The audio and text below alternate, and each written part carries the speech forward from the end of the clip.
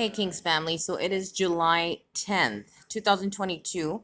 We are definitely at home. We left the hospital on the 6th of July, so we were there the 4th, 5th, and then the 6th. I want to show you guys exactly what I look at when I'm at the hospital. And I've said it before, if you guys really do pay attention and follow me, I get the labs before anybody comes into the room. Okay, so if you see this is the biggest worry. As soon as I get the results, I look at this first, which is the white blood count. This is a high number, guys. This is showing me that something's going on with King and he's fighting something, okay? I fucking hate when it's red and it's high. I hate it, okay? Now, from here, guys, I scroll down. The hemoglobin, I always look at. The numbers have dropped because obviously we were at the hospital and they have to do labs, okay? So the hemoglobin, guys, was at 14.6, you see here? And then after so many labs, then of course we go down. That's just, I mean, there's really nothing you can do about that. So that's another number I look at. If it's way too low when we're first getting admitted, then that's scary. But when it's low when we're leaving, yeah, that's normal, okay? So I kind of go through all the labs that I feel are necessary for me as a mother to feel comfortable with. This one here is something that we kind of always have to look at. The potassium, guys. The potassium, as you can see, was checked tremendously, guys. Okay. You can see that on July the 4th is when we first got to the hospital at 6 p.m. 6.2. That's pretty high, guys. And you don't want to leave that number alone. You have to treat it. This one was taken after a treatment of albuterol. Okay. I tell them every time what happens is when the potassium is high, the doctors will automatically say, give them a treatment of albuterol, and then it starts bringing down the numbers, guys. You can see 2 hours later, and then a day later. Well, this was midnight. We kept kind of giving him treatments, and then we kept checking the labs. Okay, you can see how often they were checked. So potassium is very much controlled, guys. We're happy with the number that we left with, which is 4.2, as you can see. Okay, moving on. So then we scroll down, and then my next lab that I look at, the result, and I said, this is me. Okay, we look at the BUN, but this number, guys, this right here, well, this lab here, creatinine, this is what we look at more than anything because of the kidney function. Okay, so as you can see, guys, prior to July 4th, 0.70, 0.50, 0.60, 0.40. These are absolutely amazing numbers. Okay, so these labs are basically our monthly labs. You see how December, January, February, March, April. We didn't do February, March, and where's April? March. We didn't do April. Oh, yeah, right here.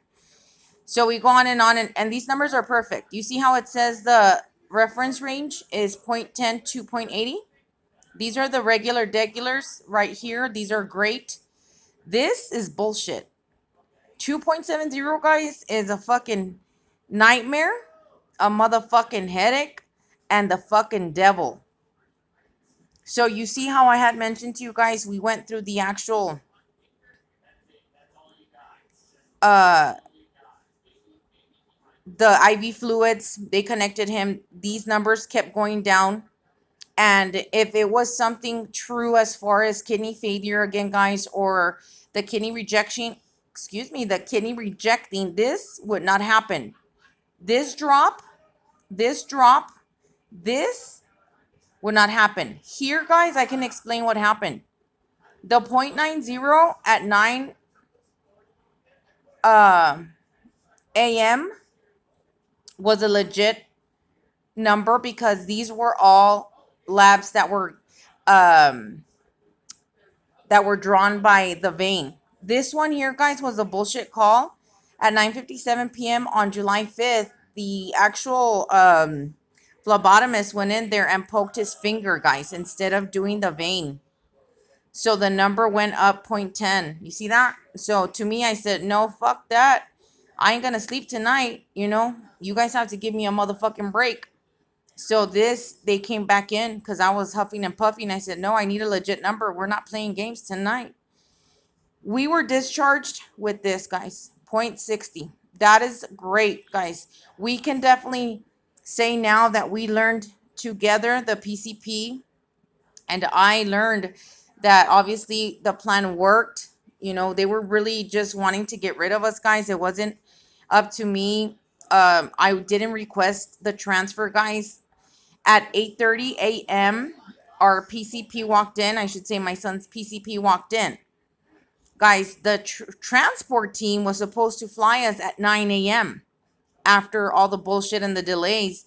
When she walked in, guys, she asked me, what's going on? I said, what do you mean? I said, they're transferring us to San Antonio.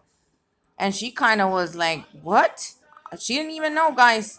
So they kind of, I'm sorry, I'm yelling. My son's in the background watching his baby shows. She kind of, it felt like they were saying, that it was me that wanted the transfer. So when she walked in there at 8:30, I said, we're leaving at 9. She's like, do you believe that we can take care of King here? I said, absolutely. Do you feel that it's necessary for us to fly you? I said, no, ma'am. I believe strongly this is just something very minor. Um, well, it's not minor because the creatinine was extremely high, but it's something more to me, something that we can try to help treat versus just transfer. We want to exhaust every option that we have in El Paso, Texas, guys, before we get transferred. She agreed and she ran out the room and stopped the whole operation and stopped the whole team from flying us in a helicopter to San Antonio. As you can see, guys, these were all not detected. Adenovirus, coronavirus, SARS. So all these, human rhinovirus that he's had in the past, these were all not detected, guys, which is viral. So that was great. So we were kind of thinking, why does he have he didn't have a fever, excuse me. The blood count was high. So we were kind of like, damn, Gina. Okay, guys. Remember I told you that we were looking at other numbers, guys, that were very, very, very scary, which is the EBV. Okay. This is what I was talking about, guys. They didn't check him August 23rd, 2021 up until 8 months later. Okay, so this number, guys, is fucking crazy. Right here. 11,734. And then May, again, 11,771. Something happened, guys. We went down on the dose for tacrolimus on one of his medications, and it went down to 4,079.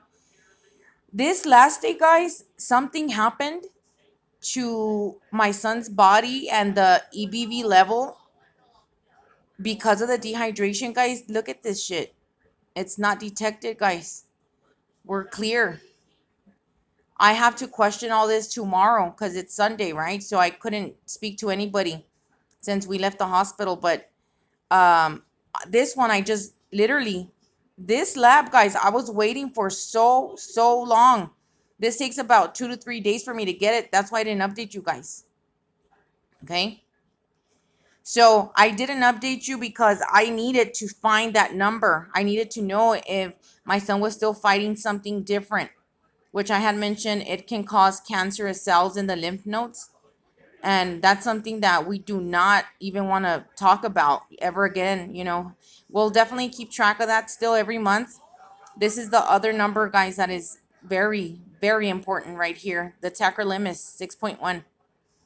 When you have a kidney transplant, guys, these numbers you also want to look at next to creatinine. And because this number, guys, was 6.1, it definitely showed us that, excuse me, that it wasn't a true rejection or kidney failure. This number is what helped the doctors kind of that really wanted to help kind of just feel, whew, okay, we're okay. Let's treat it. Let's treat it as dehydration. Okay, so basically, guys, that's all it was is severe dehydration. There was like a bug, a 24-hour bug that got my son very sick and he was throwing up, guys. And eventually, we ended up, of course, in the hospital and we needed to get the the IV fluids in him, and it helped and it worked, guys. It fucking worked, and we learned something together. That's the amazing part of it. My son is doing super great, guys. My daughter was in the hospital along with us at the same time. She had a surgery. She's recovering really great. I don't want to talk about specifics on that because I do respect her privacy. And this is, of course, King's channel, and this is about our journey with, the kidney transplant and all that. So everybody's doing amazing, guys, and I appreciate everybody that has actually taken the time to pray for my little boy through these hard times, guys. I was really disappointed. Excuse me, I was really disappointed at El Paso Children's Hospital, guys, and I'm the type that will always complain and submit, all this stuff that happened. And this time, guys, I'm just going to leave it the fuck alone. I'm just very thankful that my son is okay and that we still have the kidney and it's working properly. Um, as of this last day, guys, I know what I have to do. I will not wait ever again if he's throwing up. I'm just taking him. Even if it's a 24-hour bug, I got really scared.